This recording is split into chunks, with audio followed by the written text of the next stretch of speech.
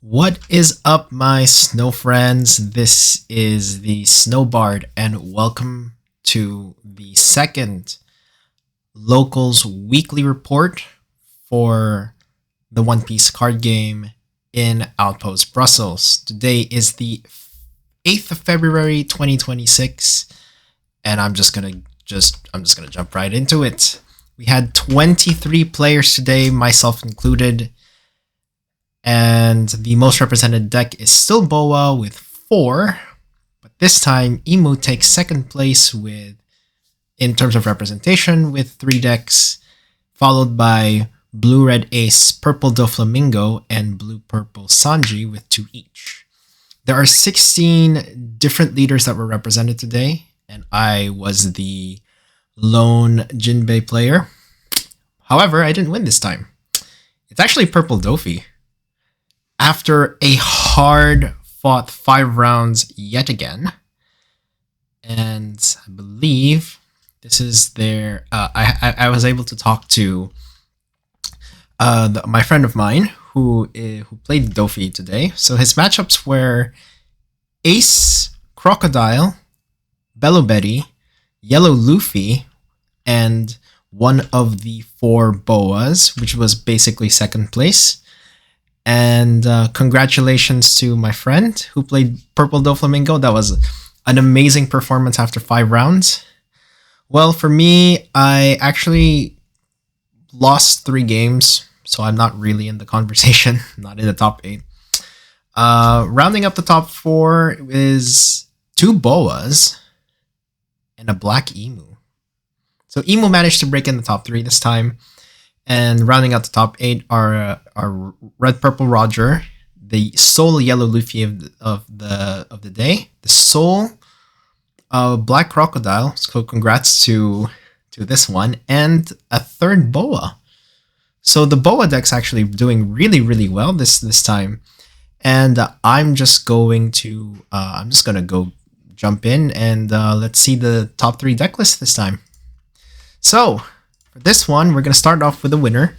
So this is Don Quixote Doflamingo. This is a 5-life purple leader with 5,000 power. And on your opponent's attack, once per turn, you can reduce a Don. And you can select your leader or one of your Don Quixote pirate type characters. And you can change the target of an attack to the selected card. This is actually a surprisingly strong leader. And as a Jinbei main, I've had like a few games with my friend who actually piloted this deck.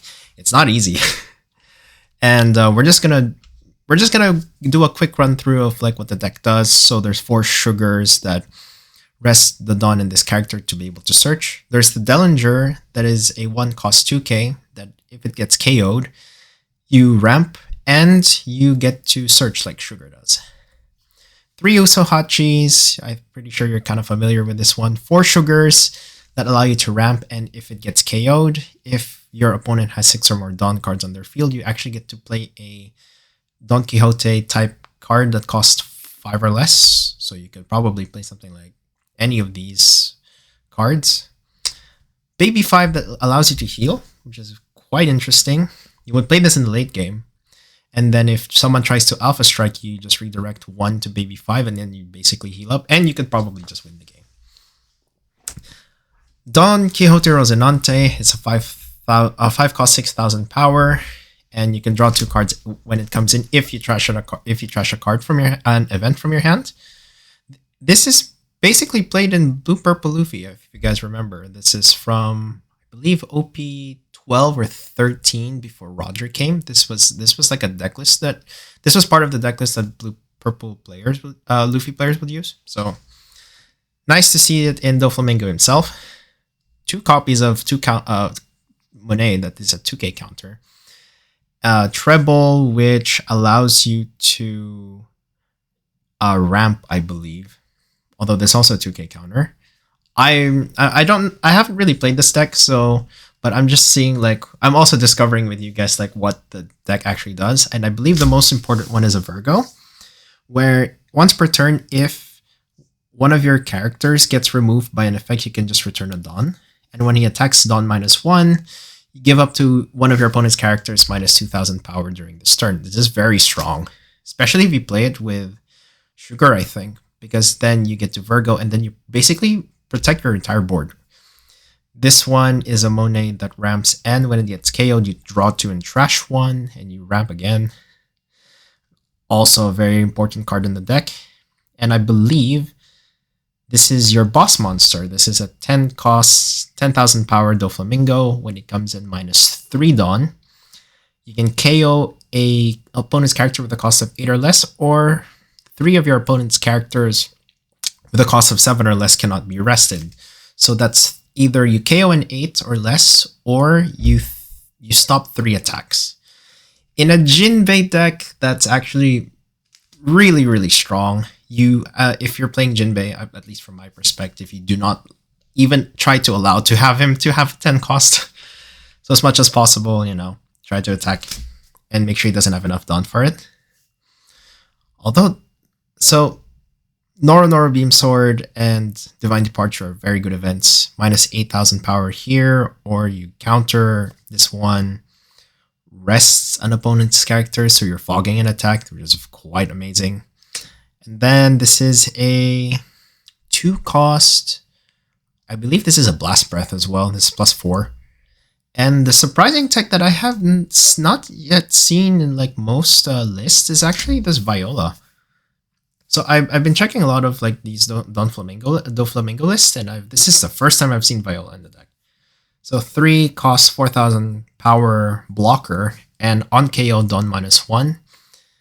Since you're playing Don Quixote Pirates, you get to get a purple event from your trash to your hand. So you manage to play her, I would say, pretty late, and then you block. You get for example, you Noro Beam Sword to rest an opponent's characters. So that's 1 less attack. You block with Viola, you get it back, and then you do it again. That's strong. I mean, props to my friend here, because this is such a cool list. If I had more Doflamingos, I think I would have built the deck, because I have most, if not all, of the cards.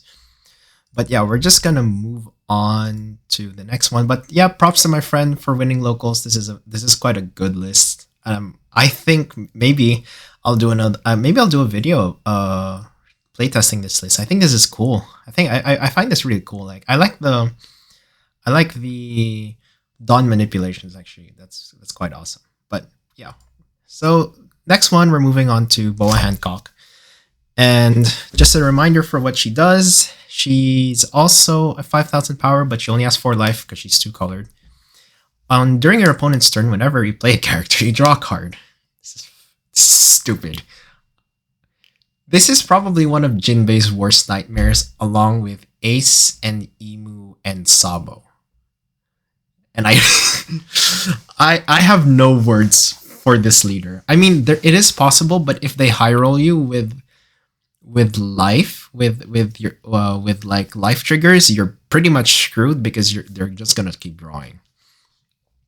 So this is a typical standard list. You play Slave Arrow, you play Boa Hancock that heals your life, and brings back your opponent has to pull a life from their to their hand, basically. You get Perfume Femur, which just makes the Boa Hancock unblockable. You got a Silver's Rayleigh that KOs an opponent's characters with 7,000 base power or less. Pretty amazing. You have Gorgon Sisters, which is typical trigger that you want to get with Boa. You have Ran that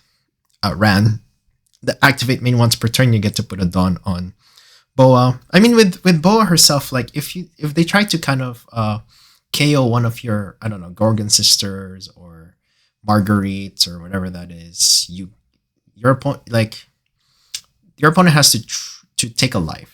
They have to put it into their hand, which is one step closer to a Boa Hancock, and I find that very annoying. So tech choices, I believe it's 2 pudding. I don't think it's the most important thing in the world. I think this is just mostly for Ace. Well, I mean, you also play Boa, the blocker from the starter deck. So if you have a starter deck and you already have all the cards, you just play Boa. It's fine. It's one of the cheaper decks. I lie. It's not one of the cheaper decks. You play 4 Kumas and 4 Boa Hancocks. Like, that's not really cheap. I don't know why. Like, I don't know why. I mean, I know why Kuma is expensive, because every yellow deck is going to play this, including in the starter 29 Luffy, but we're not going to check that deck list. What differentiates this specific deck list from most Boa decks is the fact that Marigold is in play. 5 cost, 4,000 power blocker, and if your leader is Boa Hancock, which it is, you get to play a Boa Hancock with a cost of 6 or less from your hand. So, shout out to Black Nami community, my friend who built this deck list, and he managed to do second place with it, even though he got down paired. Really amazing. Like, I'm gonna you guys get to see his channel in the description afterwards. I'm gonna link it. So shout out to Black Nami community. His deck list is fine going first or second just because of Boa Marigold. So if he loses the die roll and he goes first, it's not really a problem for him, because he can actually play either this Boa Hancock, that's 5 for 7,000, draw 2 trash 1 when it comes into play, and the trigger is you can actually play a 5,000 power or less in a trigger from your hand. So you can put Gorgon Sisters, you can put Ran, you can put Shakuyaku, which is amazing. I love his thinking here. Also, with Boa Marigold, since it's a 6 or less, so you can either play Boa Hancock, that's a blocker that puts a Rested Dawn here. You can do this one, or most importantly, this 6 cost 8,000 power Boa Hancock. And when she comes into play, one of your opponent's characters other than Monkey D. Luffy cannot attack until the end of their next turn, and then place up to one cost or less character on the bottom of its owner's deck. In a Jinbei deck, this is absolutely trash. Like, it's so good at freezing your Fisher Tigers or whatever it is, and then bottoming your 1-drops, which is super, super annoying, especially if you're playing like aggro list of Jinbei. This is probably your worst nightmare. But yeah, I mean, props to my friend here for just like thinking about this Boa Marigold. I believe it's just a cracked idea. It's such a cracked idea, because you can play 2 blockers. You can play Boa Hancock. You can draw your way out of it. And then, not Gorgon Sisters, of course, but you're buying yourself 1 turn. You're buying yourself 1 turn with a blocker. And if you block, that's 1 life on your opponent. That's insane. I love this. I love this tech choice. I believe it is one of the more I think it's one of the more inspired choices. So I believe he made a deck list out of this. You can check it out on his channel. But yeah, we're just gonna move on to the final list for today. Our 3rd place. It's Emu. So this, I don't know if you recognize this player. This is actually Ramton. He actually I think if I remember correctly, he top 8'd in OP05 with the Nami list, with like in a field of like amazing like triangle meta. Well, not amazing, just like stupid triangle meta that is Sakazuki, Purple Luffy, and NL.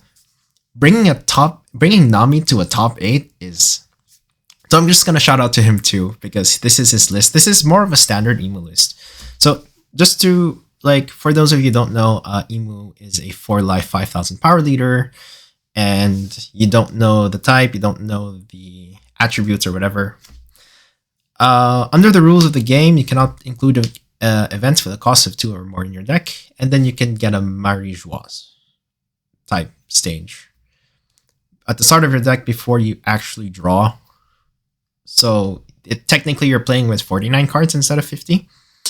And then when you activate main once per turn, you can trash a Celestial Dragons type character from your field or 1 card from your hand to draw a card. So this is a typical Emu list. Most of the time you would play Empty Throne except for the Mirror, where you just play the 1 cost.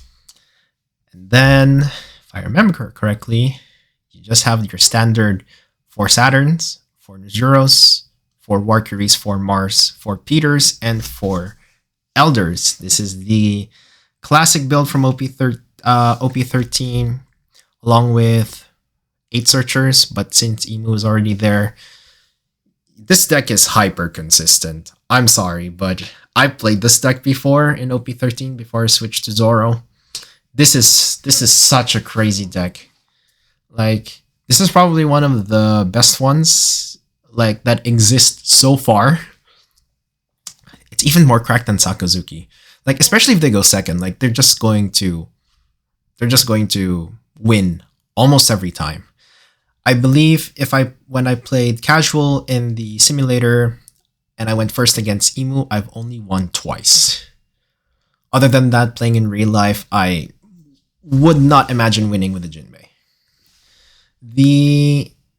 Yes, so for the events, so you have this and Never Existed. This is the plus 4,000 power. If you guys haven't seen Emu play one of these two, I'll just run them over real quick. The 1 cost stage means that every single thing that he plays apart from Shalria costs 1 less. Amazing. And Empty Throne, especially, this is important when you're going second. So on your turn, for the Empty Throne, if you have 19 or more cards in your trash, your leader gains plus 1,000 power. And activate main, you may rest the stage and 3 of your Dawn cards. You can play an Elder equal to your Dawn. So, typical list, I think you've seen most of the videos before. You play Shalria on 1 if you're going second. Then you play Saturn. Then you play Mars. Then you play, I don't know, Valkyrie, Nezuro. Then 10 Dawn turn, just play Elders and just smack face. I mean, nothing much more to be said. The tech choices I believe here are Ground Death, which basically replaced one of the 5 Elders events in OP13. So now either during main phase, they can rest 2 more Dawn and negate an effect of an opponent's character that costs 5 or less. Or if they have 10 or more cards in their trash, they get 4,000 power as a counter. But since Emu going second, you basically have this already online. So this is played as a 4 of.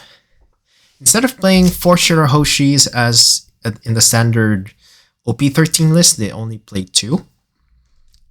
Because I'm not sure why though. I haven't played Emu in a while, so that's something that I'll have to consult.